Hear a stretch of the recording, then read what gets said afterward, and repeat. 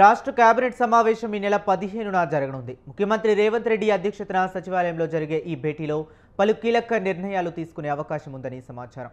జూబ్లీహిల్స్ ఉప ఎన్నిక ఓట్ల లెక్కింపు ఈ నెల 14న జరగనుంది. అదే రోజు మధ్యాహ్నం కల్లా ఫలితం వెల్లడి కానుంది. గెలుపుపై కాంగ్రెస్ పార్టీ ధీమాగా ఉంది. తమకు అందిన సమాచారం, పార్టీ శ్రేణులు, నాయకులు, మంత్రుల ద్వారా సేకరించిన సమాచారంతో పక్కాగా గెలుస్తామని, భారీ మెజారిటీ ఖాయమనే అంచనాలలో ఉన్నారు. బీఆర్ఎస్ ఓడిపోతుందని తెలిసే నానా హంగామా చేస్తున్నదని కాంగ్రెస్ భావిస్తుంది.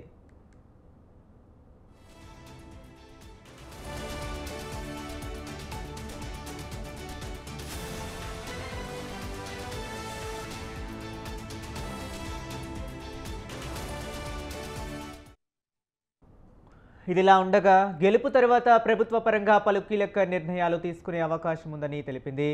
అందుకే ఓట్ల లెక్కింపు వరకు వేచి చూసి మరుసటి రోజు సమావేశాన్ని ఏర్పాటు చేసినట్లు సమాచారం.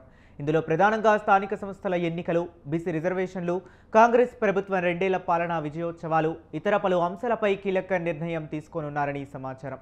ప్రజల ఆమోదం ద్వారానే జూబ్లీహిల్స్ ఎన్నిక ఫలితం వచ్చిందనే ఉద్దేశంతో కీలక నిర్ణయాలు తీసుకోవటానికి ఒక అంగీకారానికి వచ్చినట్లు తెలిసింది. వాస్తవంగా ఈ నెల 7న కేబినెట్ సమావేశం జరగాల్సి ఉండగా 12కు వాయిదా వేసినట్లు చెబుతున్నారు. చివరికి ఈ నెల 15న మంత్రివర్గ భేటీకి ముహూర్తం ఖరారు చేశారు.